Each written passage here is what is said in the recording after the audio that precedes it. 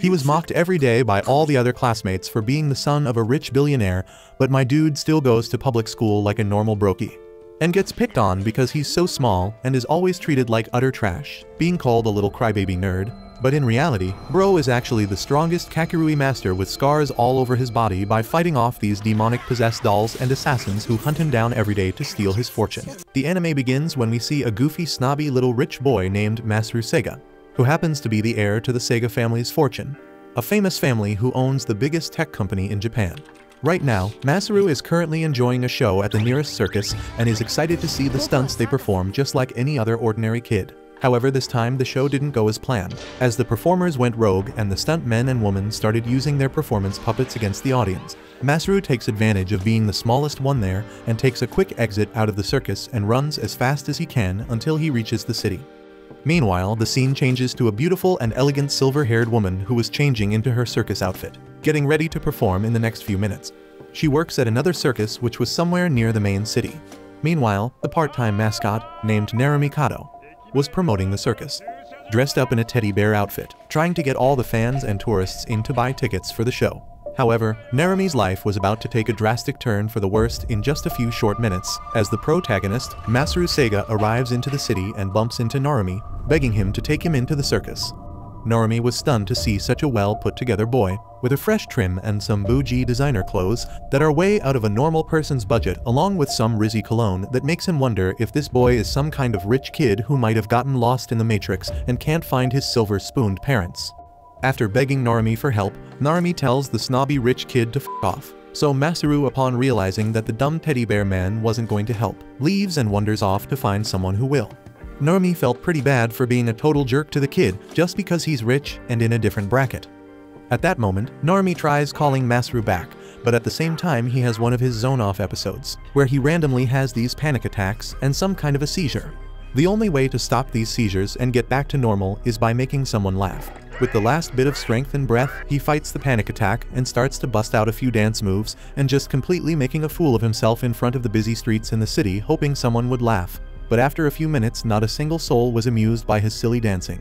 But right as he was about to choke on his own tongue, Masaru turned around from up the street and started bursting out laughing. A few seconds after, Narumi is saved from dying in the most embarrassing way possible, and thanks Masaru, as the boy takes off once again and continues his journey. However, as Masaru turns around, he is stopped and taken by three tall, slender men in black-looking motherfuckers. However, they aren't even real humans, and they turn out to be just puppets, who are from the puppeteering assassination group. Narumi thought of getting involved and saving Masaru, just like Masaru saved him from his panic attack. But he tells himself to stay out of rich people's business and just continue to do his own thing. However, something tells Narumi that Masaru is in danger, and the good man inside him can't let this go. So Narumi gets up and rushes towards the tall black-suited figures and rescues Masaru from being taken, using his impressive kung fu style of fighting. After some vicious blows, the men seem to be fine, and they all get back up without making a sound or saying a single word to Narumi, and just start staring into the oblivion. After, Narumi, who didn't know that these people were puppets, takes this opportunity to end their whole careers by snapping the dude's neck and also dislocating another one's arm. But even after doing this, the strange figures just put themselves back together. When Narumi finds out that the identity of these sentient beings, he quickly grabs all his shit and escapes with Masaru. They both head to the nearest train station and quickly jump on the train, which was heading towards another part of the city. While they head to their next destination, Narumi gets sweaty and hot, so he takes off the bear mask, revealing his ugly face for the first time. And here, Masaru tells Narumi that he looks much more disgusting and scarier under the mask. But right then, Narumi scolds the boy for putting him in danger like that, and asks why these mysterious entities were trying to take him. But Narumi has another panic attack and forces Masaru to laugh once again to cure this seizure. Luckily, Masaru finds the old man's weird behavior funny, so he chuckles once again, saving Narumi. After getting his head straight, Masaru introduces himself and explains to Narumi that he is the son of the wealthiest CEO, who owns the biggest tech and automobile company in the whole of Japan, known as Sega Group Limited. After, Masaru tells Narumi that ever since his dad died, these puppets have been following him around ever since. Just then, Narumi talks about his inheritance, and suddenly he connects the dots and realizes that these Slender Man dolls must be trying to capture him, as they know his family no longer exists and they want to steal the inheritance for themselves by taking in the boy. After understanding a bit more, Narumi asks the boy how his dad died, and Masaru tells him that one day, while his dad was driving on the freeway, there was an accident causing his car to crash. However, after inspecting the car, they found a puppet type of thing stuck around the tires of the vehicle. Masaru continues on and tells Narumi that after his dad died, he remembers what his grandfather told him when he was a little boy, and his grandfather said that all men in the Sega family are drawn towards creating their own puppets, known as karakuri dolls, that have a special and unique inner clockwork that makes them similar to how a human moves and makes them extremely strong and human-like, so they can perform the impossible stunts that audiences have never seen before. He tells the young Masaru that before the Sega company was worth billions of dollars, and known as a IT tech and automobile company, it was first just a business known to creating advanced puppets to sell to the circus, which is why their company is so good at engineering. But if his dad ever passes away, the new heir to all their net worth will be handed down to him. But Masaru still didn't understand what that meant. At the end of his granddad's speech, he told Masaru that if ever the day comes, he needs to promise him that he will take this very important briefcase and run as fast as he could to the nearest circus and meet someone known as Shirogane. On hearing everything Masaru said, Narumi is curious and asks who the hell this Shirogane person was. But Masaru said he didn't know yet, but all he knows is that this person will be at the circus closest to him. Narumi now understands the sudden importance that Masaru had to be let into the circus when he bumped into him. However, Narumi advises he should call the cops instead of going to the stupid circus. Just then, another one of these puppet assassins show up on the train and fight Narumi, trying to finish the mission they had already started. But they stop all of Narumi's attempts to attack and laid his ass down like it was nothing, and Narumi realizes the sheer strength of these brain-dead dolls. However, my guy doesn't give up and stands his ground like an absolute boss, guarding the weak and pathetic child with all his strength and ability. Just then, another puppet steps onto the tracks, and after seeing this, the driver attempts to do an emergency brake stop to avoid hitting the man, not knowing it was all just wood and clockwork. Even so, the train failed to stop in time, making it crash. As the train rolled off the track, Masaru started crying like he was a snotty, wimpy rich kid who had no hardships growing up. So Narumi slaps this kid and tells him to man up now, as he's worth billions of dollars now, and he can't just let some stupid dolls end his family's legacy. As the scene unfolds, Narumi leaves Masaru on the train and grabs hold of the assassin puppet and smashes it into the window, blasting them both outside of the train onto the rubble near another circus. Once the train stops, Masaru steps off and is immediately faced with another puppet, who just spawns in out of nowhere, which was insanely creepy. Initially, he tries running away, but he remembers what Narumi told him about being strong, as he now has to fight to keep his family name alive, as he's the only one in the Sega family who's alive now, and the only one who can protect the billions they have made over the years. He courageously picks up a dumb, worthless rock like a complete dickhead and throws it at the Super Saiyan puppet. As the puppet comes closer, Masaru realizes they crashed outside another circus, and he screams the name Shirogane as loud as he can. Before the puppet reaches the boy, the theater lights of the circus switch on, and a beautiful woman that we saw at the start changing into her super tight outfit is the girl known as Shirogane, the person who is sworn to protect Masaru. When she looks down and sees the boy about to be eliminated by the enemy rogue puppets, she performs a slick and impressive gymnastic girl stunt and guards Masaru, calling the boy her master. She said she will protect Master at all costs, and uses the big chunky briefcase his grandfather gave him, and inside uses a very special puppet built by the Sega family, which is known as Harley Quinn. But don't get this mistaken with Harley Quinn, or he might come and kung fu puppeteer your ass next. Anyways, Shirogane uses this legendary puppet to take on the Slender Man NPC like it was some kind of rare Pokemon or Yu-Gi-Oh trap card. And apparently this Harley Quinn doll is some next level overpowered puppet, which Shirogane can use to defeat other rogue dolls that may want to harm our boy Masaru. After dealing with the puppet, she checks on Masaru, but he asks who the hell she is and why she can use the doll in his grandfather's briefcase. At this point, Shirogane explains how when he was a baby, his father hired Shirogane's mother as the Sega family's maid, back in their villa in France, and when Shirogane grew up, Masaru's father made Shirogane promise to look after his son if he's ever in trouble. After, Narumi gets back up after his injury from power slamming the puppet like Randy Orton. And when he sees the beautiful Shirogane, he was about to enter Mr. Teddy Bear Riz mode, but he sees her hugging Masaru, with her giant juicy jugs bouncing in his face. After the boy tells Narumi that this was the person he was looking for, and before Narumi even got a chance to riz her up, she automatically thought Narumi was another enemy trying to attack her master Masaru, and uses Harley Quinn to fight Narumi. Narumi tries to calm this down, but she didn't listen to a word this teddy bear circus freak had to say and tries to attack him with Harley Quinn, but after seeing his two heroes fighting, he steps in between them both, causing them to accidentally knock him clean out. They both rush over to see if he's alright, but the boy didn't wake up after eating these crazy blows to the face. But she tells Narumi that from now on, she will be looking after him, and take him somewhere safe where the puppets can't reach him. After, she leaves while carrying the boy on her back, and Narumi takes this opportunity to dip out of there so he doesn't see another one of these weird puppet things trying to take him out for literally no reason. But after seeing what the puppet did to all those innocent people on the train, he turns back and tells himself that he must finish what he started and eliminate all these demon puppets and find out who's in control of them and why they are going after Masaru. Meanwhile, a sketchy-looking creepo was watching the whole thing go down from the circus bleachers, and after the dude makes a phone call to the boss of the assassination mission, letting them know that the mission failed due to a mysterious woman who was able to control the puppets just like them. The employee asks the boss if he will let him use a different puppet, known as Pulcinella, and with this, he will be able to eliminate Narumi, Shirogane, and Masaru. After, Narumi finds Shirogane and the weak Masaru on the side of the street, and Narumi tells her that he knows a doctor in town who can help with treating his injury. After gaining some trust, she follows Narumi, and they arrive at the doctor who stitches him up and lets him rest. After the treatment, Shirogane asks Narumi why he was helping them, and he says that he had to thank Masaru for saving his life and tries to tell her about his condition. But just then, they are attacked by another weird puppet standing outside the window, and Shirogane says that she will accept him as a comrade because he saved Masaru even though she doesn't give two hoots about his condition, or whatever. They both walk out to face the puppet and its master. The guy says that he is there to kill the boy, and this ticks Shirogane off.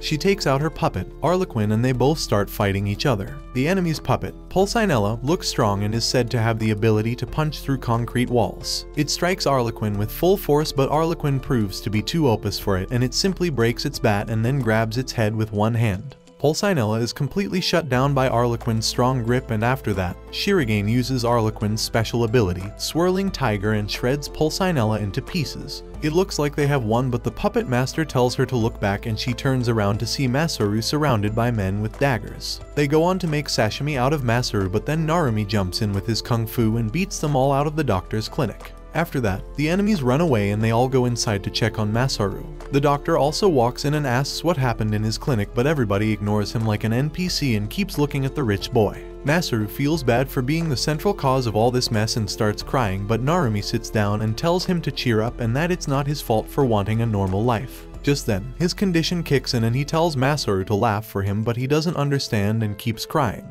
The doctor explains that Narumi has a condition called the Zanafa syndrome, which makes him suffocate and have anxiety attacks if he feels someone is sad around him. He must make them happy and laugh at himself, or else he will just die like a sissy. Narumi walks out to find people to make laugh and ends up becoming a terrorist in the local supermarket. After hearing about his condition, Shirogane and Masaru decide to follow behind Narumi, and they help him out by beating him and making the people around them laugh. After that, Narumi invites them to stay at his house until Masaru is safe, and they all start living as a family. Back at the house, Masaru tells Narumi how he is the child of a mistress, and after his mother passed away, a lawyer came in and took him to meet his father. He grew up weak and poor and was always bullied, but now he has suddenly inherited a lot of money. He says that he never wished for all that and all he wanted was to make a proper grave for his mother. Hearing the kid's sad story, Narumi starts tearing up and he decides to cheer him up by showing him his old album.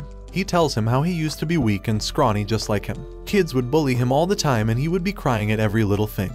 But then he resolved to grow strong and worked hard, and now he can knock out Andrew Tate and Logan Paul combined. Hearing this, Masaru becomes happy and tells him to teach him how to grow strong and asks him to never leave him behind like his parents did. Narumi promises that while looking at Shirogane, and we all know the dude has his priorities somewhere else. Later that night, Masaru gets up to go to the toilet and, surprise surprise, gets his ass kidnapped by a puppeteer through the window. Well, he practically destroys the whole wall, so the window might not have been the key thing. Shirogane and Narumi rushes out to save him, but as one does, she forgets to bring Arlequin and gets beaten to the ground like an NPC. Narumi also tries to jump in but gets ambushed by a couple of men and gets pushed to the ground as well. They both see the kidnappers jump inside a van and zoom away into the distance. Narumi says that he will call the cops, but just then, a black car pulls in and the puppet master from before walks out. He introduces himself as Irio and says that he is from the killing team who were hired to get rid of the boy. On the other hand, their rivals are the kidnapping team who were hired by someone from the Sega family who wants to adopt Masaru.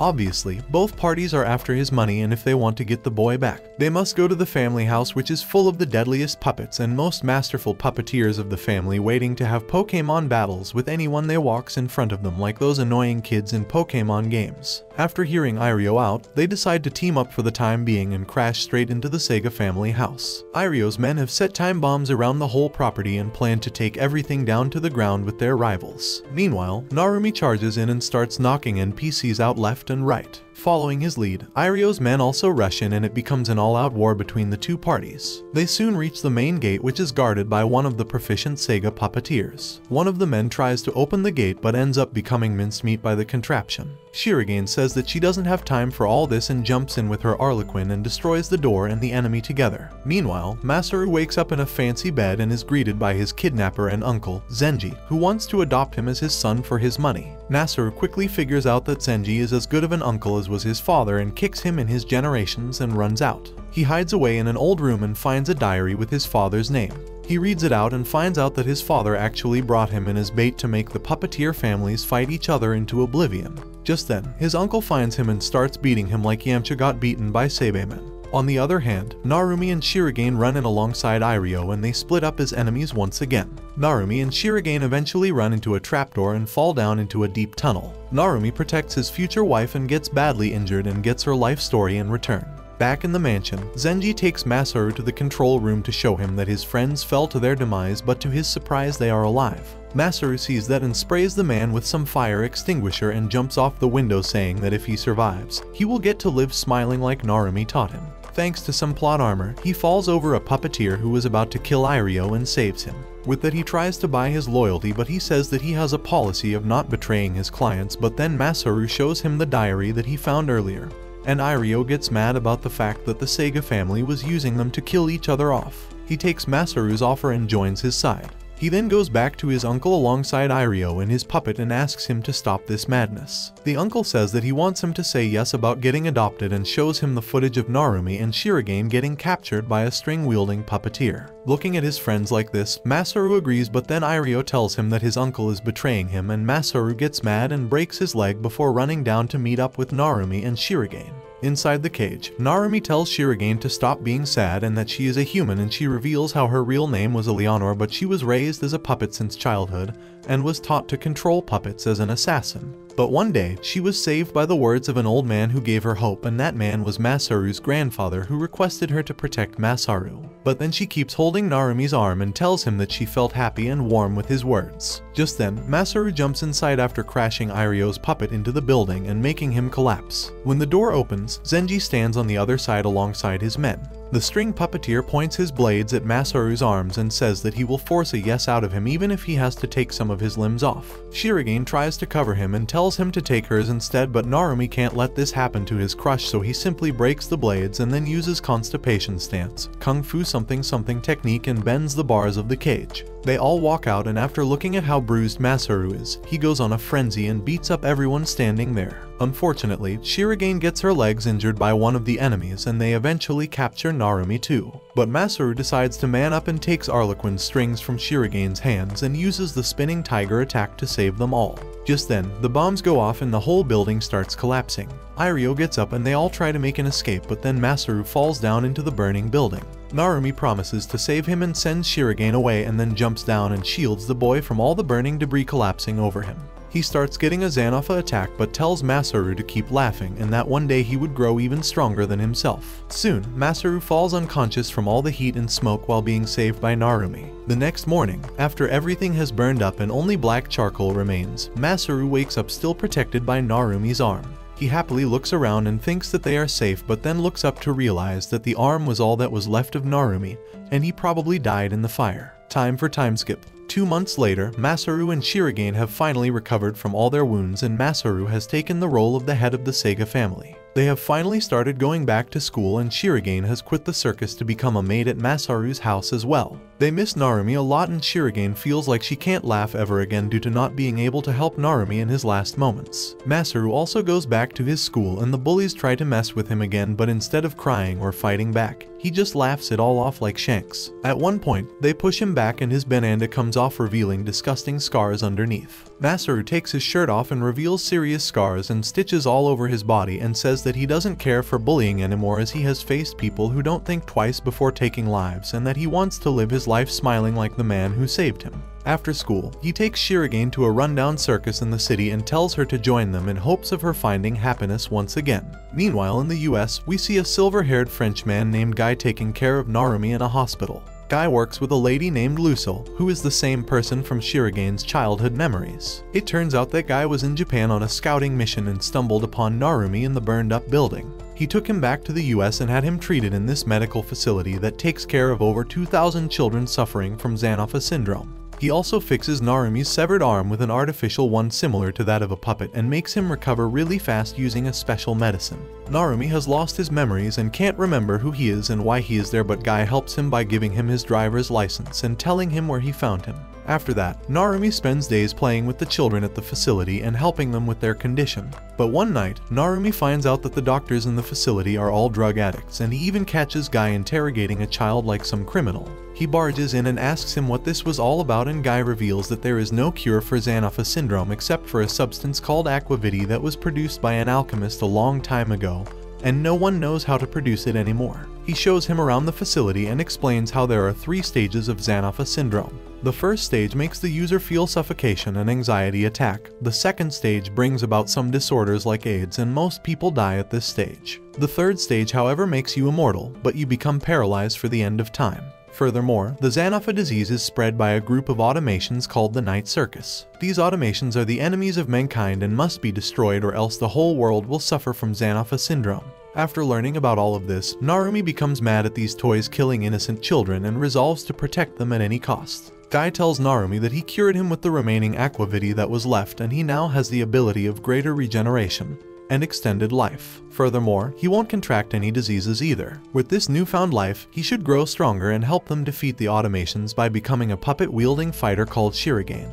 Hearing this name, Narumi gets some flashbacks of his past crush. But just then, Lucille walks in and tells them that the automations have come for their life and blood. Narumi walks out and tells Guy to leave these NPCs to him. He goes full berserk mode and smashes all of them like a madman, taking out all his rage and frustration for the suffering these dolls have caused innocent children. After that, he accepts Guy's invitation to become a Shirigane. Back in Japan, Shirigane performs on the streets to earn some extra cash for the circus. They all work hard to raise funds for their first show and want to make this circus thing work. After finishing her performance, a young woman named Vilma walks up to her and challenges her to a game of throwing knives. She wins the game but takes a liking to her, and they both end up becoming friends. But it turns out that Vilma is a hired assassin on duty to get rid of Masaru. One night, she attacks him, but Shirigane saves the boy and they both start fighting. Vilma throws her knives like bullets and pokes more holes into Shirigane than she can count, but to everyone's surprise, Shirigane just keeps standing back up even after getting a knife stuck in her head. She defeats Vilma and reveals that she had turned on the aspirin cheat for infinite health, and it is actually due to her having aquavitae in her blood as well. After defeating her and healing her wounds, she decides to turn her into Necklace Nick's friend, but Masaru tells her to spare her and tends to her wounds. Later on, Vilma wakes up and finds out that they spared her, and as per Masaru's request, joins their circus as the knife thrower. A few days later, having saved enough money, Masaru and the circus gang finally manage to put up a big show for their circus. Shirigane still misses Narumi and regrets not being able to show him some love, care and respect, but is gradually feeling at home in the circus. On the other hand, Narumi is riding a plane towards China alongside Guy and Lucille to find some automations that they have been hearing about lately. While flying over the coast of Japan, they get hijacked by a bunch of automations who are there to put them all down. They kill the pilots and plan to make the plane go boom, but Narumi and the others fight back to prevent that from happening. While surrounded, the automations take the passengers hostage and propose a challenge to Narumi that they will break Guy's fingers one by one for every hit that he takes while fighting them. They both agree, and Narumi manages to break almost all of them with only 7 hits in. Unfortunately for Guy, that means he has only 3 fingers left to fight back, but like a gigachat, he says whatever and takes his puppet Olympia out and equips her with rocket boosters and flies outside the plane to fight the kamikaze automations trying to blow the engine up. Eventually, they manage to land the plane near Japan's shore, where Masaru and his circus is having their show. One of the automations comes out and attacks Masaru, but Shirigane saves him by becoming a meat shield. The automaton ends up accidentally drinking some of her blood and thinks that it messed up, but then Narumi jumps in and destroys it anyway and protects everyone. He pats Masaru and then vanishes into the smoke just as quickly as he appeared, leaving them both wondering how he is alive and where he just went. Narumi goes back to China with Lucille, and they leave Guy behind to think about why he let his fingers get messed up like that. Shirigane finds Guy, and it turns out he is her teacher who taught her puppeteering. They take him in and tend to his wounds without asking any questions. Later that night, Masaru wakes up from a bad dream and decides to go on a journey to find out why his father left his entire fortune to him and what all this was about. Meanwhile, Narumi goes to his kung fu teacher's village and meets up with his daughter. She tells him that her father became ill with the Xanapha syndrome and he went out to search for a secret spring of life to drink its water and recover. Narumi goes out to find the old man alongside his daughter and Lucille, and they eventually meet up with him sitting on top of a stone beside the spring. Narumi tells him about the puppets and everything that has happened so far, and the old man says that he has a story of his own to share as well. He belonged to the Bai family and long ago his ancestors created the puppets, aqua vitae, and even the Xanapha syndrome. Due to drinking the last most concentrated drop of aqua vitae, Narumi starts getting visions of the creator's life as well and follows through with the story alongside his master. Long ago in ancient China, there were two brothers in the Bai family named Yin and Jin. They both left their village and went to Prague to study under an alchemist. They dedicated many years under their teacher and became quite popular with the women in the village as well. One day, they ran into a poor but extremely beautiful girl named Francine. The younger, Jin, fell in love with her at first sight and would drag his brother out at any occasion he could to see her. One night, while walking back home, the elder, Yin, found out that she was actually a French nobility who escaped slave traders alongside some refugees, and they have been taking shelter here ever since. They are all poor, but Francine goes out of her way to do odd jobs and sells her hair to buy food for them all, often not eating herself until everyone else is fed.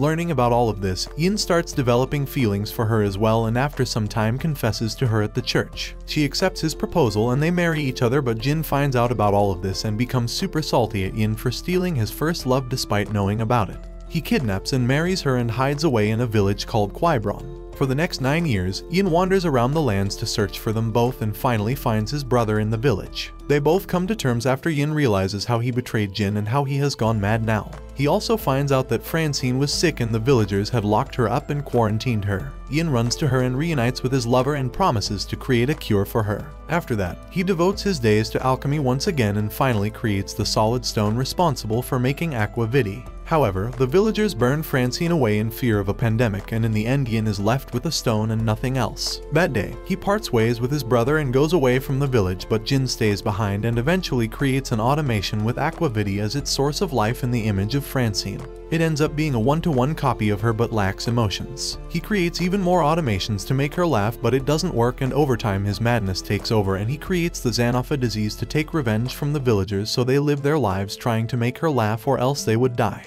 Unfortunately for everyone, she doesn't laugh and Jin becomes so mad that he suffocates the doll as well and leaves the village. But even after the automations leave, the disease remains. On the other hand, Francine's doll manages to survive and creates more automations in hope of fulfilling its creator's desire of making her laugh. She spreads the Xanapha syndrome throughout the world to this day in hopes of finding the last missing piece that will complete her. Meanwhile, sometime after the automations leave the village, an old Yin comes by and tosses the solid stone into the well to create aqua vitae with the ability to cure everyone. He meets a woman named Lucille and tells her to give this water to those who seek revenge from the automations and want to rid the world of them. After that, he jumps inside the well himself to enhance its preserving properties so the solid stone can remain active for centuries to come. After drinking aqua vitae herself, Lucille receives the first puppet, Arlequin, and the will to rid this world of automations. The reason they call these warriors Shirogane is because Yin got that name in Japan due to his white hair and old age, and he kept it for years to come. Back in the present time, after going through this story, Narumi wonders what happened to the younger brother, Jin, and just then one of the 4 pioneering automations, Pantalone, arrives on the scene. He says that no one knows where he went after leaving the village, but now they all serve Lady Francine and live for the purpose of making her smile. Hearing his simp talk, the old kung fu master taunts him and makes him jump. When Pantalone gets near, he surprises him with a crate of dynamite beneath him and blows everything up to take him down. After this incident, Lucille notices a Shirogane dog picking up on Pantalone's scent, hinting towards the fact that he managed to live, but thanks to that they managed to finally locate the night circus's location. With this, they call out all the Shirogane OS to join them for the final battle in the desert. Shirogane OS are former human Shiroganes who had their bodies mechanically modified so they could fight enemies without needing puppets. They all stand in front of the circus tent and decide to do the dumbest thing they could. After calling hundreds if not thousands of fighters from around the world, they decide to play a fair game of one-on-one battles and the winner takes all. Way to go, Lucille. For their fighters, they choose Lucille, Fatima, Rockenfield, Timbavati, Tor, and Narumi. The Kung Fu Master's daughter, Mingxia, urges them to fight as well and walks inside. Their invitation is accepted by one of the 4 ancient automations, Daughter. One of the Shirogane OS called Zed runs in like the Zed mains in my games and destroys a couple of automations, but then he faces a merry-go-round automation and ends up inting like an idiot. After that, another Shirogane does the same thing and Narumi wonders what kind of idiots they were. He then jumps in himself and destroys the automation like a brute and shows everyone just how useless they are. A couple of other automations jump in and fight Fatima and Mingxia, but they all defeat them and win the round. After that, they are sent down to the next stage where they must choose between 2 doors where one hides their leader, Francine, and the other leads to a surprise from Shako. Just then, one of the Shirogane OS with them takes out a medical room and tells Mingxia and Fatima to heal up there while the rest will split up in 2 teams and go for Francine's head. Lucille stays behind with the girls as well in hopes of finding another way to reach Francine. Meanwhile, Irio is enjoying his rich life to the fullest, but one day a Shirogane enters his hotel room and introduces himself as the guy who will make his life interesting again. Irio takes him up on this offer and goes back to his village to pick up his weapon before flying to the Sahara Desert where the night circus is located. On his way, he finds out that the Xanafa syndrome is caused by small insectoid automations, and drinking the blood of people who have drunk aquavity gives you some immunity to them. Meanwhile, Narumi walks down a long staircase that leads him to a room past which Francine is supposed to be sitting. Once there, Daughter comes up on the screen and tells them that the room has spiked walls and a portion of the platform will fall down every 3 minutes like that one Fall Guys game. He says that they have 18 minutes before the walls crush them and they must fight each other and the 2 survivors will get to move on. Narumi immediately knocks out the emotionless robotic Shirogane, Lena, who is with them, and then tells the other 2 to move on. He tanks the walls and breaks all the spikes, but the cost of increasing his body whole counts by a lot. After that, once Lena comes back to her senses, he jumps up on a wall with her help and breaks through it, saving them both. But on the other side, they meet with 2 Shiroganes and find 2 dead ones on the ground. He asks if they did it, but they point to the hundreds of automations standing in front of them with machine guns and say that they didn't like their joke. The Shirogane walks forward and destroys all the puppets, and then they let the other 2 move on. Meanwhile, the wall breaks down and reveals a massive crusher behind ready to flatten Narumi like paper, but the Shirogane asks Narumi to hold on for 5 minutes and ends up giving his own life up to stop the gears and makes the crusher stop. In his last moments, he tells Narumi about his sad story as to why he became a Shirogane, but let's just skip over that because I said so. After conquering all these challenges, Narumi walks on and eventually reaches the circus's main ground where he meets up with the other Shirogane. There, the 4 ancient automations, Pantalone, Daughter, Columbine, and Arlecchino greet them all with Francine's doll sitting above them in her throne. While all this is happening inside, all the Shirogane outside are fighting against a massive army of low-tier automations. While their quality is low, they outnumber them vastly, and sadly the difference proves to be too much for them. Inside, Narumi starts walking upstairs towards the Francine doll with more holes in his body than necessary. The other Shirogane who came alongside him fights off against the 4 ancient automations and keeps them busy while Narumi walks up like a zombie. But then Arlecchino manages to break away from his opponent and decides to go after Narumi. Lena tries to stop him, but he one-shots her with his Opus AP build and then stands in front of Narumi and calls him out for being weak. Narumi tries to punch him but then falls back due to too much blood loss. After his fall, the other Shirogane tries to save him but gets their cheeks clapped by the automations, who then call out all the low-tier automations from inside to finish them off once and for all.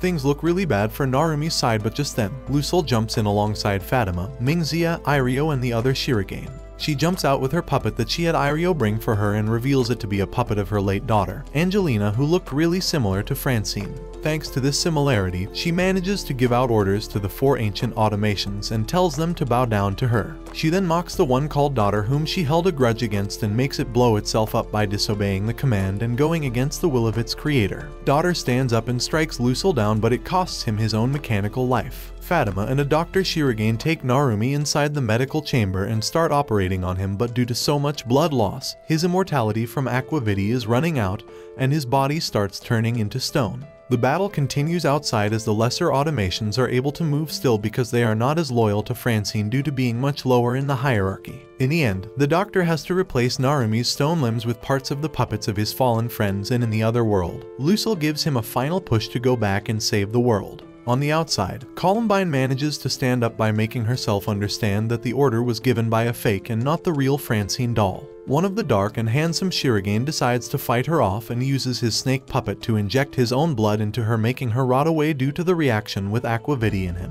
After finishing the surgery on Narumi, the doctor turns into stone and crumbles away as well, saying now it's up to Narumi to wake up himself. Meanwhile, Pantalone manages to break Angelina's doll and breaks himself and Arlecchino away from the order. They walk upstairs and apologize to Francine doll for getting tricked by the fake. Just then, they turn around and see Fatima approaching them with her puppet, so Arlecchino decides to one-shot her as well, but luckily she didn't forget to buy a Mr. Cloak and manages to live with 1 HP. Pantalone decides to kill Steel, but suddenly, Narumi wakes up with newfound conviction and rushes straight towards him using his mechanical limbs. He left-right uppercuts Pantalone into oblivion and lets Fatima rest in peace as she fades away from burn damage. After that, Arlecchino stands in front of him like the final boss, but Narumi simply one-shots him and tells him that he is no longer important to the plot. With that, he walks up to Francine doll and prepares to destroy her. He tells her to stop the Xanopha syndrome, but she says that she is not the real doll and she was created in the 1900 seconds by the real Francine, and only she knows how to stop Xanopha. Hearing this, Narumi loses his mind and destroys her anyways and starts wondering what he should do next. Sometime later, back in Japan, Shirogane talks to Guy about Narumi and how she wished to protect him, but he tells her to not worry about him and how sometimes giving someone freedom to explore on their own is the best form of love. After that, he walks back inside and Shirogane decides to follow after a while. On her way, she gets attacked by a bladed fist, and when the smoke clears up, it turns out to be none other than Narumi himself. He says that she is the real Francine doll and that he found this out from a man called Fu, which is French for fool. He was a former Shirogane and decided to become a successful businessman so he could support Lucille in the war against automations. Shirogane says that it was French for I will fool you instead, and that she was Eleanor, the girl he taught how to smile. Narumi says that he doesn't know anyone like that and proceeds to attack her, but she refuses to let him deny her existence and continues telling him about herself. In the end, she tells him to go right ahead and take her head if he wants to, but she is telling the truth. Narumi goes in for the finishing blow but then gets vision from before his memory loss and decides to run away instead. While all this is happening, young Masaru is traveling to his old house to find out who he really was and why his father left all his fortune to an illegitimate child. When he arrives at the burnt-up manor, he meets the gardener who asks him his name and says that he had been waiting for him for 30 years. He says that the late owner of the mansion gave him a box to give to a boy named Masaru who will come there one day. Masaru reads the letter and takes the keys out of the box and finds out that his father told him to go inside the room in the basement with this symbol. Masaru wonders how his father could have known about this happening 30 years ago, and then goes to check the room. While inside, a recording starts playing and it reveals that in reality, Masaru's father, Sadayoshi, is actually Orochimaru. He raised him all his life just so he could take over his body, and that he has implanted a biochip in his brain that would transfer all his memories once the real body dies. But it looks like there was some error and the transfer didn't go through completely, and so he prepared this room and recording to stimulate his brain and reawaken the memories. Masaru starts panicking after hearing all this but refuses to sit in the obviously dangerous chair, and finds out that his father left 3 advanced puppets for himself as well. Masaru decides to walk outside to take a breather, but there he meets 2 puppeteer assassins from the same clan as Irio. They say that they were in debt to his grandfather, Shoji, and he had asked them to put down the boy named Masaru if he ever enters this room because he would become Sadayoshi then. They start attacking him, but Masaru barely manages to dodge and runs back inside. He locks the door and starts hearing a voice that tells him how to unlock the suitcases with the puppets, and with their help he defeats both assassins. The voice turns out to be a little bird-like puppet created by his father to assist him after his rebirth, but now he is something like an AI assistant for Masaru. Thanks to his help, Masaru gets access to 3 advanced puppets, one of which can even fly. After this incident, we find out that Shoji is actually alive, but his body is half blown away, and he is living inside some kind of recovery fluid chamber. From the inside, he tells the clan members to bring Masaru to him so he can confirm what Sadayoshi wants to do after reviving, and they follow through with his request and capture Masaru with a master ball and yoinks him straight out of the sky. Back at the clan building, Masaru meets with his grandpa, but to his dread, he refuses to accept him as Masaru and keeps saying that he is Sadayoshi. Then he makes him drink some of his blood and tells him to relive his own memories, and we get to have another story time. Some 200 years ago, after Bai-in left his brother, he went to Japan and became a doctor. There he met a young boy named Shoji and taught him medicine and swordsmanship. Shoji was the one who translated Bai-in's name as Shirogane and is the reason why all puppet fighters are called that. Years passed on and Shoji grew up to be a fine man. One day, he went to treat the lord of a manor, and there he met a lady who knew about Western medicine. He fell for her at first sight and admired her for her knowledge as well. This lady turns out to be Lucille's daughter, Angelina from France. Her mother had implanted the soft stone inside her, and instead of letting her die as a puppeteer, she sent her away to far lands and gave her a vial of aquavity and told her to give it to the one who wins her heart and to live a peaceful life. Her mother gives her the puppet she got from Bai-yin, Harlequin, and sends her off. Over time, Angelina grows closer to Shoji, and one day while saving him from a fire, she reveals her immortal body and Harlequin in front of him. Being the young boy who helped Bai-yin create that puppet, Shoji immediately recognizes it and asks her why she had that, and then follows her through the night to seek answers. At first, Angelina thinks that he would think of her as a monster having survived those flames, but Shoji says that he fell in love with her at first sight and drinks the aquavity to live with her forever. Just like that, years pass by and Shoji becomes a businessman who creates and sells puppets. To assist in his work, Lucille sends a young man named Dean to help transport puppets for the Shirogane. With time, Shoji adopts Dean as his son and names him Shirogane, and they make a good family. But then, the Fire Nation attacks. One day, Angelina tells Shoji that he is going to become a father. Back in the present time, Guy walks inside the room and Shoji asks if he is there to fulfill his promise. Shoji says that yes he is, and says that he needs to confirm if Sadayoshi has really revived in Masaru's body or not, and the story continues. It turns out, Guy is part of this story, and it begins with his mommy issues when he got Xanapha syndrome at a young age. His parents left him at a hospital with a bag of candy and went to buy milk, and we all know how that ends. Since that day, Guy kept asking for her parents, but none came until one day, Lucille arrived and gave him the choice of becoming a Shirogane. After some time, he was tasked with the duty to capture Angelina and to bring her back so they could implant the soft stone in her newborn baby. He goes to Japan and meets her and tells her why she is there, and they end up having a fight, but Angelina eventually wins the battle due to knowing all the secrets of Guy's puppet because she created it. After his defeat, she tends to his wounds and offers to adopt him as her son, and Guy finds a mom for himself once again. On the other hand, one day while walking through the city from some business, Shoji sees a girl who looks similar to Angelina. He thinks that there is no chance she is there because she is supposed to be in the village, but follows her anyway. The person turns out to be none other than the original Francine doll after she created the other Francine doll, and left to find the missing piece to make herself laugh. She reveals her identity to Shoji and says that she is looking for a person by the name of Angelina, and she wants them to disassemble her. Hearing this, Shoji starts sweating his pants and asks her how she knows that name, and she tells him that during one of her battles, she came across a puppet with the name Angeline written on its parts. She figured that it must be the name of the creator, and so she wants them to disassemble her as she has failed to learn to laugh even after 100 years and wants to just stop existing.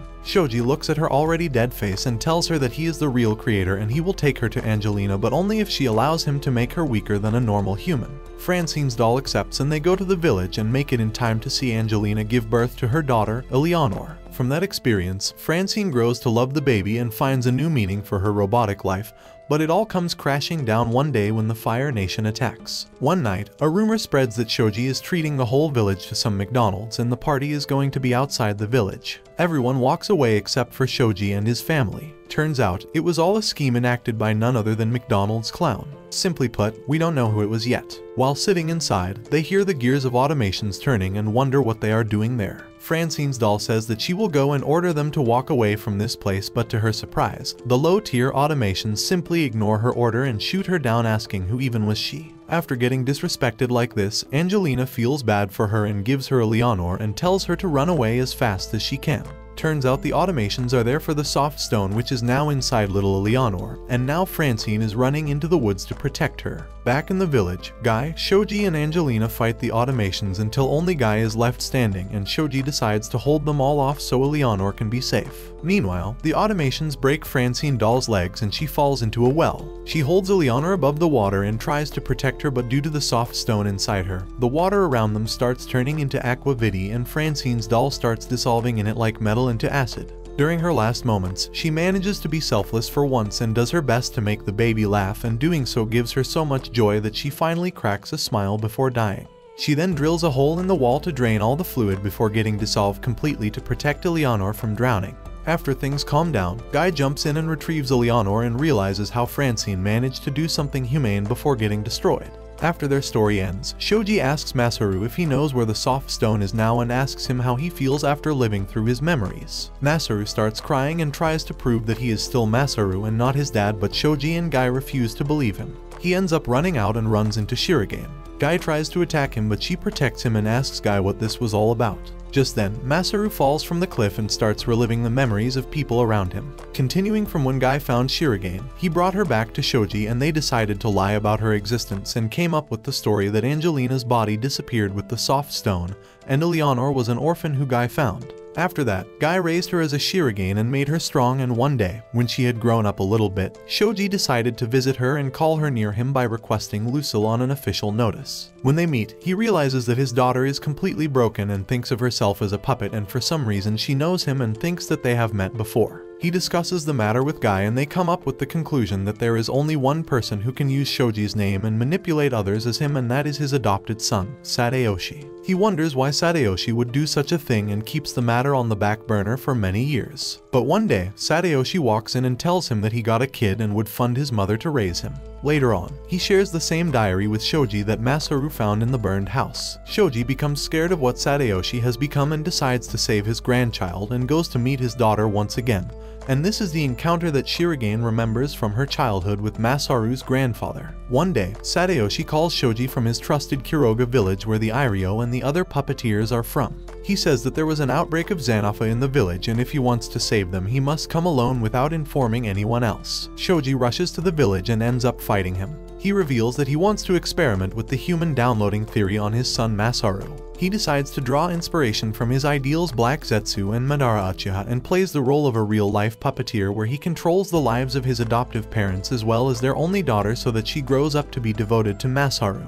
After that, he plans to revive himself in Masaru's body, and just like that he will gain a gorgeous beauty as well as Shoji's wealth altogether. However, this plan has a hiccup when Shoji turns out to be alive and he launches an attack on him when he is downloading his memories inside a young Masaru, and stops the process midway. After that, he grabs him and jumps inside a tank of sulfuric acid and burns them both away, but Shoji manages to somehow survive yet again, but this time is only half a man compared to what he used to be. After all these memories finish playing, Masaru comes back to his senses and talks with Shoji, but then one man from the audience stands up and says that a key point is missing from the boy's story, and that is what happened to Bin Jin. After that, he reveals that he is actually Bin Jin who decided to bring Francine back to life by dissolving her hair in aquavit and making a lady drink it. But then he realizes that he has grown too old and kidnaps a boy from a nearby village and performs the experiment on himself and revives into the boy's body. After that, he makes his way back to the village to find Francine's to get her hair, as it was the only real body part he used of Francine in making the doll.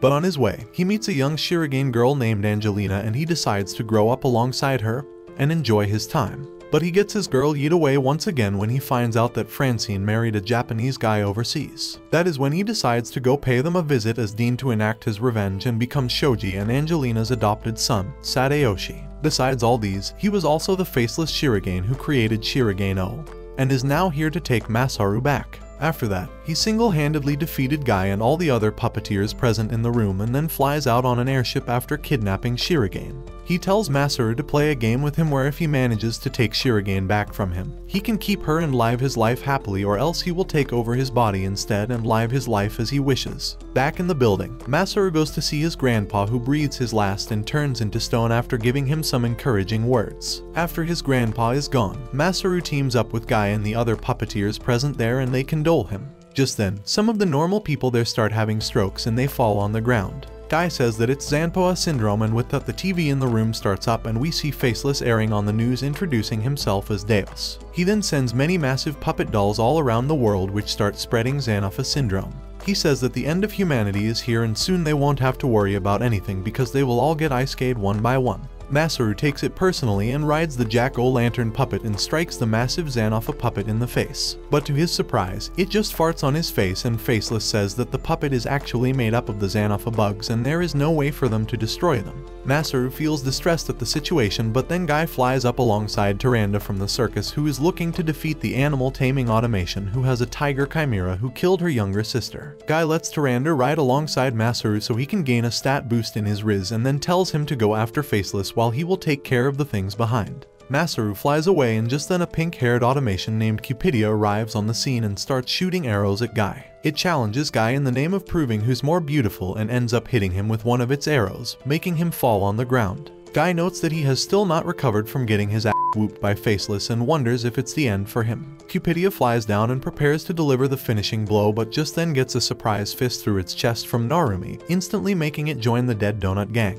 Narumi tells Guy about a special device called Harry that the old Shirogane, Fu, told him about. It is being tested in the underground lab of the Xanopha treatment facility where Guy took Narumi when they first met, and it is the first modern step towards curing Xanopha syndrome. They need to secure the device and bring it to the headquarters to combat the massive disease-spreading puppets, or else humanity's toast. With that, they start flying towards the research facility. Meanwhile, Faceless has fixed up the 3 remaining ancient puppets and have turned them into laughingstock for the other automations. Narumi and Guy reach the hospital as well and meet up with Sai Ming there. She tells them that Irio and his white-haired gay friend are already there and they are fighting the automations. Narumi and Guy fly up and start fighting a fleet of some random automations while Sai Ming walks inside the institute alongside one of the children who live there called Tom. Inside, they encounter an automaton named Gambler Jones and they start fighting each other. Jones takes Tom hostage and forces Sai Ming to play some games with him. The games include some basic gambling like betting on coin flips and roulette, and Sai Ming loses all of them, letting Jones dress her up as a clown.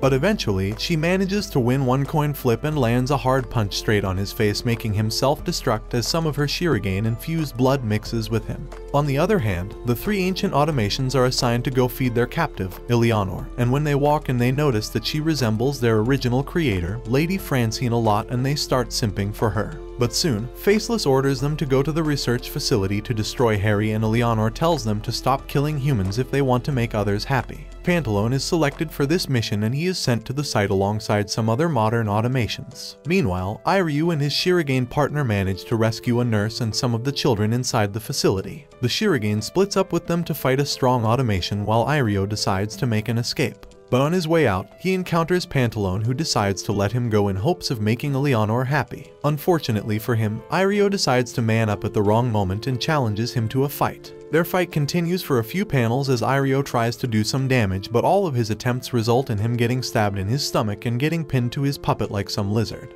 In the end, Iryu bets all his eggs on feeding some of his blood to Pantalone in hopes of making him self-destruct with the little bit of aquavity that he has in his blood thanks to his white-haired simp. He manages to cut through Pantalone's arm and make him paralyzed, but Pantalone still manages to launch his final attack, but decides to miss on purpose thanks to Eleanor's talk no jutsu from earlier. With this, Iryu manages to make an escape with his life. On the other hand, Iryu's white-haired friend, George, is fighting an automation that is designed after his own self. The automation is far superior in build and materials and completely trashes George, but in the end, with the power of plot armor and friendship, he manages to defeat it as well, but this all comes at the cost of his own robotic life. As his life starts fading away, Iryu walks by him and they manage to exchange a few words before saying goodbye forever. Back inside, some puppets manage to get inside the children's room and are about to turn them into angels, but Narumi jumps in like a mask-wearing weirdo and starts kung-fuing the foo out of their cum. After defeating all the minor NPCs there, he asks the nurse about Harry and she tells him that it was in the basement, which they can reach by taking the staircase behind her. Meanwhile, the researchers and doctors underground stand around Harry and explain that it emits a special magnetic wave that can nullify the Xanopha bug automations. But as the charges start running out, the wave's protective radius also starts shrinking and 2 mid-boss level automations wait patiently for it to run out so they can play Fruit Ninja with the researchers. Narumi and Sai Ming eventually make it to Harry, but they find out that the puppets have already put down all the researchers and they both split up to defeat the automations. Narumi takes down his opponent in a jiffy, but Sai Ming's enemy turns out to have cheats on, which makes it immune to Kung Fu and Kai attacks. It's called the Blom Blom Low and it swings in towards her with his blade and makes her join the one-arm gang in an instant. With Sai Ming down, Narumi becomes really mad and starts fighting the puppet instead, but as if he lacked the brain cells to process what just happened, he uses Kung Fu and Kai attacks to fight it,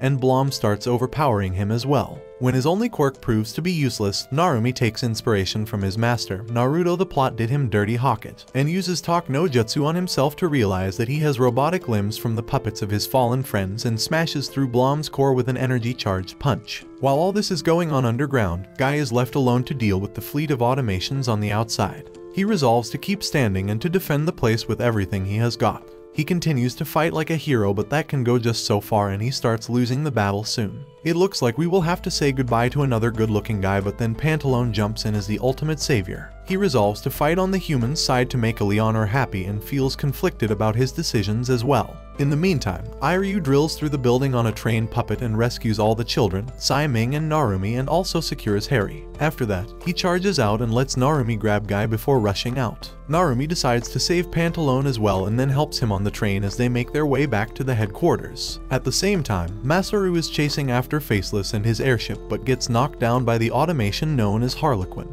He crashes near the shore of a monastery in France where Faceless is residing and keeping Eleanor. But before Masaru and Tyrande can walk in, they are ambushed by the Chimera taming automation, and Tamanda says that she will deal with him and let Masaru go in. Inside, Masaru is found by Columbine, who is still thinking about Eleanor's order to not kill humans, and she tests Masaru for his reasons to save her. Masaru uses his Wizard magic and Talk no Jutsu and lets her let him go, but they get ambushed by Android OS, which are the recreations of former Shuriken OS by Faceless. The androids kick Columbine back, calling her trash, but Masaru grabs her and rizzes her up with his words. The androids decide to capture Masaru, but Columbine helps him and they manage to make an escape down to a special room. Once down, Columbine explains that Android and Shurigenos were created by preserving the original bodies in a sleeping capsule, and then using a brain downloading mechanism to transfer memories into newly robotic bodies. The room they land in is the place where the original bodies are kept, and with that they start messing with the systems to wake them all up. In the meantime, the Android OS come in and they start fighting Masaru and Columbine and manage to capture them eventually. But just then, the capsules open up and all the androids start going crazy looking at their original old bodies and decide to Isekai themselves instead of accepting that they will grow to be that ugly. Once all that is taken care of, Masaru thanks Columbine and rushes out of the room and encounters Faceless. Meanwhile, Tyrande is fighting the tamer automation very bravely, which obviously means she's running for her life like she's supposed to. She eventually runs inside a big hall where she is saved by Arlecchino. She thanks him and smiles for him, which makes his gears turn. He notes that it is a really strange feeling and then lets her continue running like a chicken. Eventually, Tyrande runs inside a big room and manages to fall down a pit full of the strongest and wildest chimeras that the automation has created. It looks like it is the end for her, but then she remembers that she is an important plot character and uses sudden power-up cheat skill to motivate herself and uses Conqueror's Haki on the Chimera to tame them all. After that, she walks out and stampedes her chimeras over the tamer automation and destroys all his weak beasts as well. In the meantime, Faceless is having Arlecchino give Eleanor a tour of his headquarters and the other automations. She seems just as excited about them as a nerd feels when for PE in school, but then Faceless calls her to his room and makes her sit in a chair and binds her. She tells him that he can't scare him, but then he shows him footage of Masaru and Tyrande in trouble and she gives in immediately. Later on, he walks her out alongside his strongest automations to meet Masaru and to make him give up his body. When they both come face to face, Masaru's automation pet Griffon finds Arlequin inside the monastery and delivers it to him on the battleground. To fight him back, Faceless tells Harlequin to take Eleanor away and sends out his 3 puppets Diamantina, Captain Graziano, and Brighella to capture him. Masaru fights them back with Arlequin but soon gets overwhelmed as Diamantina decides to body the puppet head-on. But to save his butt, Columbine jumps in and tackles her away. She tells Masaru that she will take care of Diamantina and tells him to focus on the fight ahead. On the other hand, Tyrande runs into a weird-looking space rocket from SpaceX and wonders who designed that.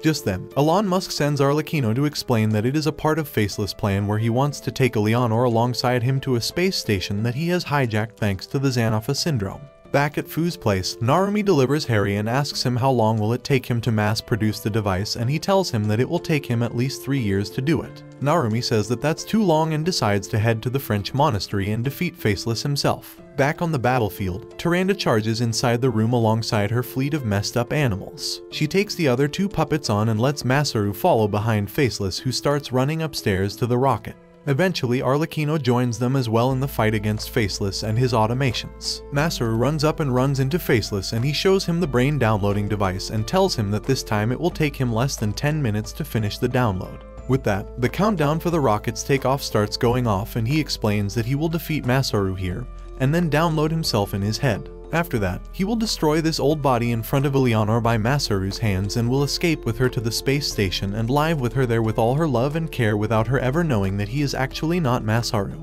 With that, he starts fighting him and soon beats him up as he knows all his moves and knows them better. He then knocks him out and puts him inside the brain downloading device and downloads his own mind in Masaru's head.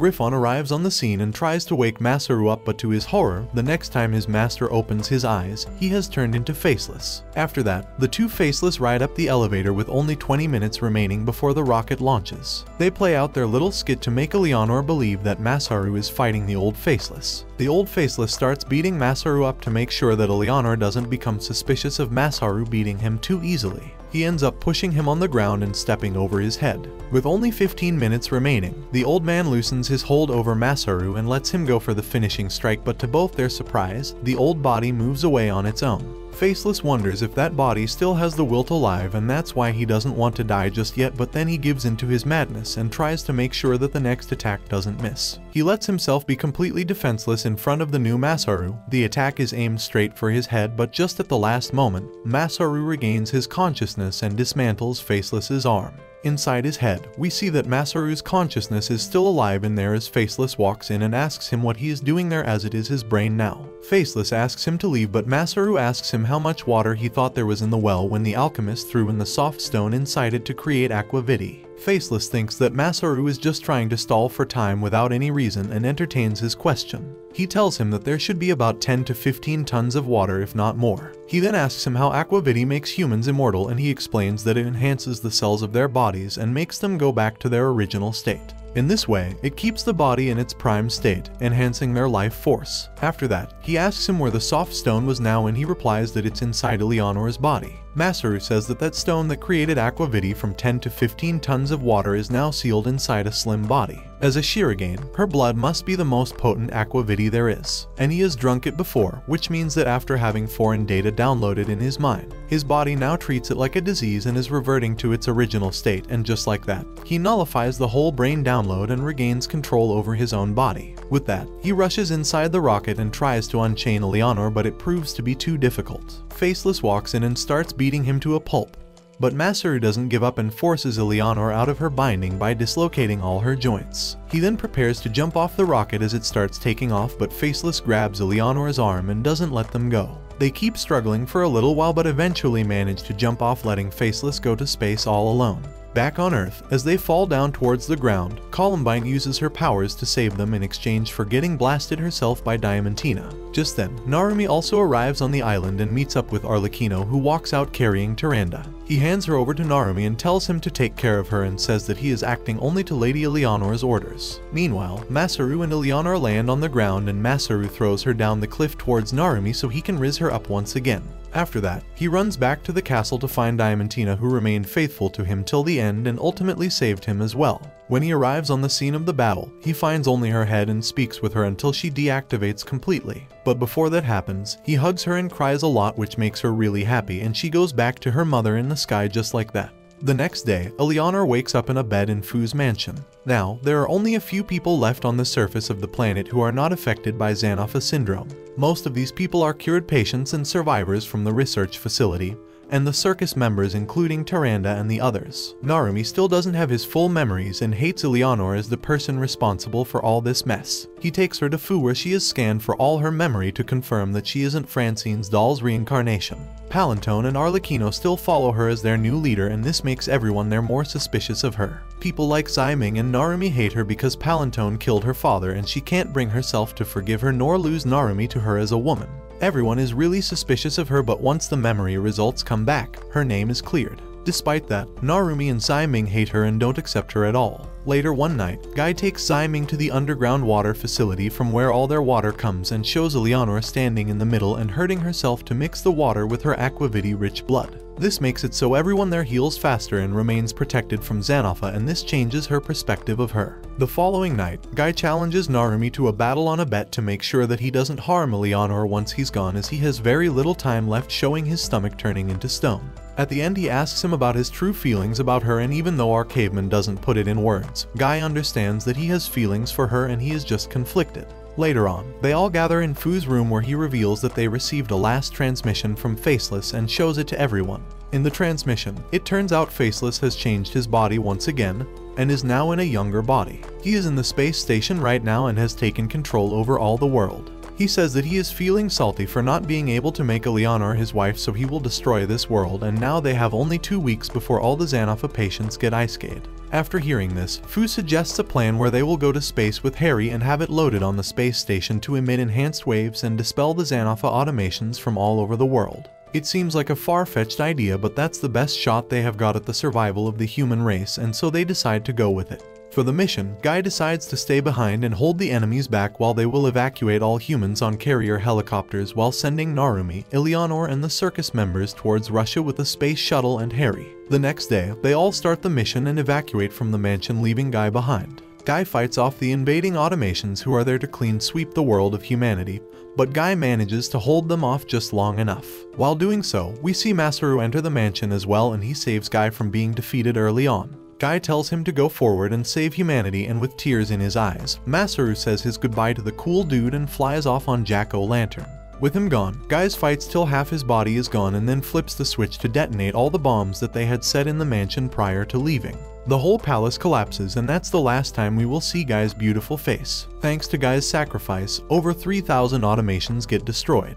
But still a few of them manage to survive and start chasing after the train and Masaru. They eventually catch up with him inside the tunnel, but he dodges 30 attacks and moves straight forward. While he is busy with them, 2 of the automations make their way forward and they catch up to the train. Inside, the circus master tells Narumi and Eleanor to go to the first car while letting Palantone and Arlecchino stay in the second car. The remaining people will stay in the third to make sure they all can't be attacked at once. Once everyone is split up, Vilma and her group are attacked by the 2 automations who went ahead of Masaru. One of them uses guns and Vilma takes it upon herself to fight her back with a machine gun loaded on top of the train's roof. She fights her back with a heavy barrage of bullets, but the automation manages to blast her gun away. Feeling dizzy from the explosion, Vilma thinks back on her little brother whom she wanted to save from Xanopha and takes out her knives. She prepares to fight them, but the male automation starts beating her like a ragdoll. She wonders if this is the end for her, but just then Masaru arrives and he takes the automation with him in the sky. With that, it becomes a 1 versus 1, and with every last drop of strength in her body, Vilma throws a knife laced with Eleanor's blood from their first meeting and hits the automation dead center in the forehead. With that, the automation explodes in a pile of white goop, but unfortunately not before throwing a knife back, which takes Vilma down as well. Masaru beats up the automation he flew away with but can't make it in time to save Vilma. He watches on as Vilma falls off the train and then goes inside and cries to the circus guys. He tells them about Vilma's sacrifice and says that he must give Arlequin to Eleanor. Hearing him, the guys stop him and say that they don't think they should be giving her something from 90 years ago, and reveal that they looked into her memories as well and they don't want her to suffer anymore. Besides that, they saw that when she met Narumi, her life changed, and for the first time in her life, she felt truly happy, and so they want her to spend as much time as she can with the man she loves the most. Hearing this, Masaru asks if Narumi is really alive and they say that yes he is, and that he is with Eleanor in the first car. Masaru immediately rushes toward the first car but gets stopped by the automations in the second car. They tell him that if he thinks going in is best for Eleanor's happiness, then he can proceed, otherwise he shouldn't. Masaru gives it a thought and remembers how he wanted Narumi to raise her up once again, and so he holds off his desire to meet them and stays behind.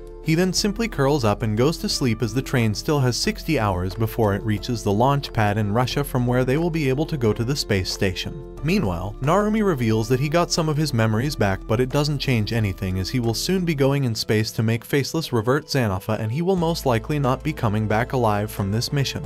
He says that having his memories back won't make anyone happy, and it won't make a difference at all. The next morning, we see Harlequin and the other strong automation, Brighella, discussing the failure of Captain in taking them out, and say that it just means they will get more time to play with the humans themselves. Just then, Captain and a spider automation with a similar face to the wife of the circus master and the mother of the 2 brothers catch up to the train. They all wake Masaru up and he tells them to deal with the spider lady while he will solo Captain and take off on Jack-o'-lantern. In the second car, Palantone and Arlecchino feel the presence of Harlequin and Brighella, and they go inside the first car and ask for Eleanor's permission for them to fight and save the train from stopping. They both rush out and engage their counters while the circus gang fights the spider lady automation. The circus master remembers that Fu told him about a secret technique to defeat automations. As they were all created to entertain humans, they can't help but stop all their actions and observe other entertainers to learn new tricks. In this way, they can use their talent to chain CC them and deliver a lethal blow. They plan to detach their car from Narumi's and explode it to take the automation down, and decide to strike her with the knife they got from Vilma as well for good measures. To begin their preparations, the circus master starts off with a stone-eating trick and then lets one of his sons follow up with some acrobatics. Meanwhile, the third son detaches the cars and prepares the knife. They make sure that Narumi and Eleanor don't know what is happening and eventually manage to defeat the automation by blasting the train and stabbing her with a family hug.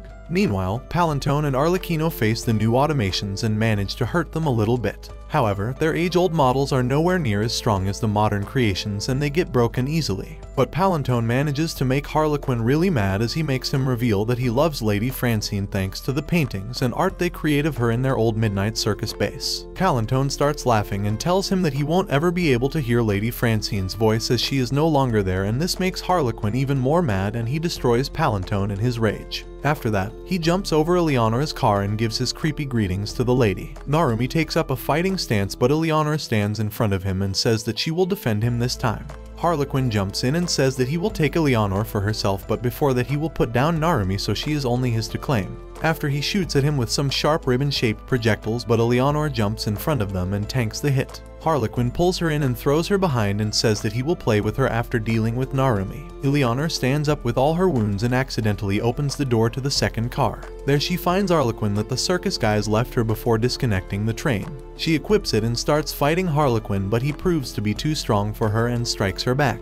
Narumi says that he can defend himself alright, but she tells him to remember his mission, which is to go to space and to stop Faceless, and then binds Harlequin in some bandages before pushing him outside and going with him. Narumi runs out to protect her but notices Brighella on top of the space shuttle over their train.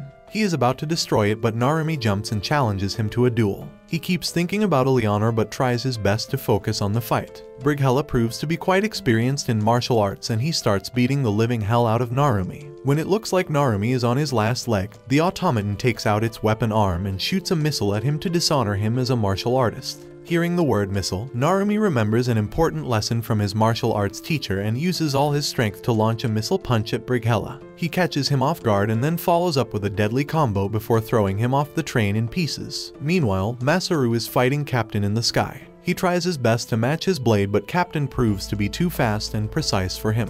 Masaru barely dodges lethal blows and then flies up in the sky for his life. After making it chase him for some time, he remembers his grandfather's memories and decides to trust his swordsmanship to finish Captain off. He takes out a katana and jumps down to fight Captain without his puppet. Their swords clash a few times, but then Masaru uses the power of plot armor to gather all his strength and cut through Captain's sword and body all in one swift strike before dismantling him completely with a follow-up. With these two down, the train reaches the launch pad in Russia and they load up the space shuttle there. Ximing, Fu and the other humans are inside the control station and are ready to send Narumi into space, but then they all notice a horde of automations running towards the launch pad. They wonder how they will protect the mission now, but Narumi stands tall and decides to fight them all on his own.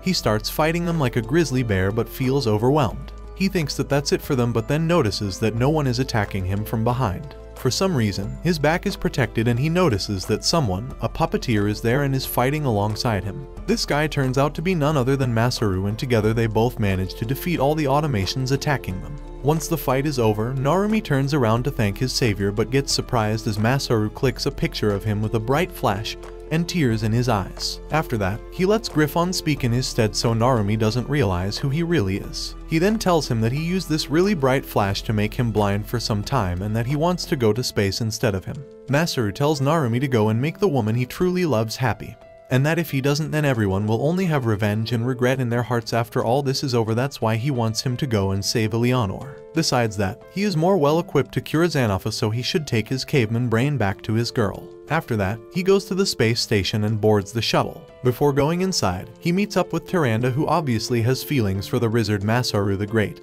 and she cries and tells him to not go as she wants to spend more time with him and to become closer friends. Masaru says that in that case, they will go on a picnic together next week and that he knows of a way to make it back. With that, he wishes her goodbye and goes inside the space shuttle. Meanwhile, Eleanor has been dressed up in a wedding gown by Harlequin when she was unconscious, and he has taken Harlequin away from her as well. He chases after her as she runs ahead and feels unreasonably sluggish and weak. Her hair also starts turning black as she notes that it is due to the lack of blood and aquavitae in her. Eventually, Harlequin hears the voice of a baby crying and he goes inside a church to see a priest holding a little baby in his arms. Harlequin decides to eat the baby, but Eleanor jumps in and protects it, but it makes her get hit by one of his attacks as well. The automation starts walking forward to claim his victory, but just then Narumi breaks inside like a demon and starts walking towards the automation.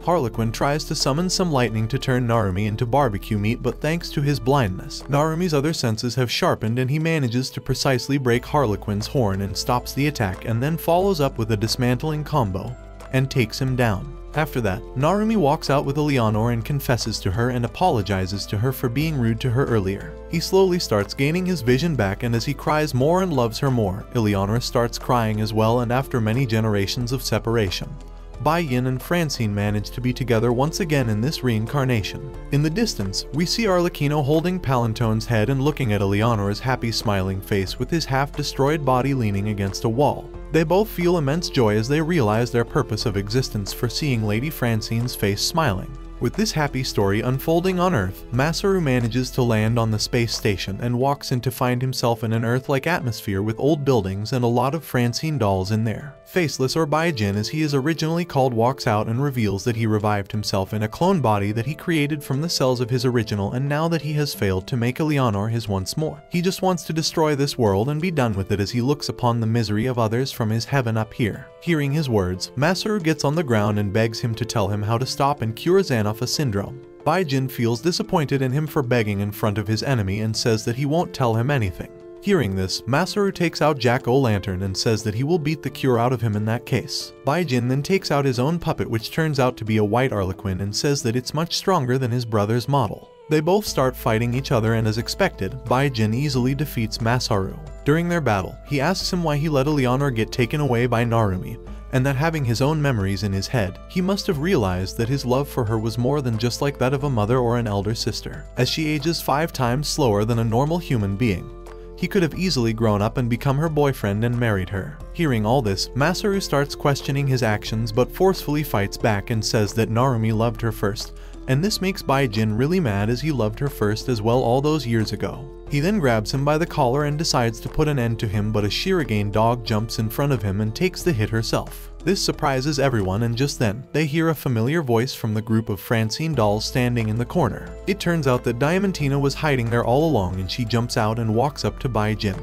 She says that in her fight against Columbine, she told her that her creator only loved her as a tool, and this made her really mad, so she is now here to ask him herself if he loves her or not. Bai-Jin looks at her with blank eyes and says that yes he does. Griffon tells Masaru that it is their cue to run away, but Masaru says that he still needs him to tell him about the cure. Diamantina releases a bunch of explosive bears and says that no one will move until she says so, and asks Bai-Jin to tell her that he loves her more than the real Francine, but Bai-Jin tells her that he is free to love whomever he wants and dismantles her on the spot.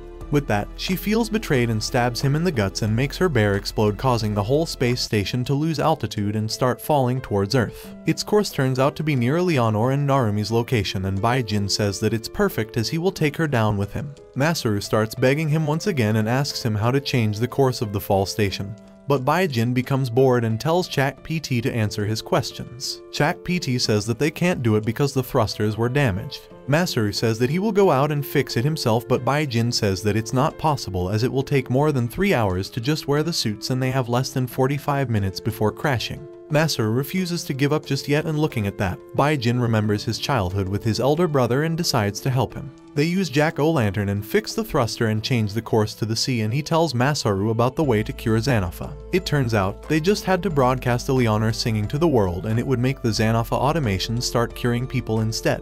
Masaru relays this information back to Earth and they cure everyone, and then asks Bai-Jin to come with him in the escape pod. But Bai-Jin says that it's best for him and all the automations to go away from Earth once and for all and let Masaru go away alone. Just like that, Masaru and everyone else manages to save Earth and cure everyone from Xanapha, and 6 years later, we see Narumi and Eleanor married to each other and roaming the world as a traveling circus. Meanwhile, Masaru wears a bear suit to advertise for the circus just like his ideal, Narumi once did. And that's how Karakuri Circus comes to an end. Thank you for watching. Please don't forget to like and subscribe. Don't forget to hit the bell icon so you can be notified about our new videos.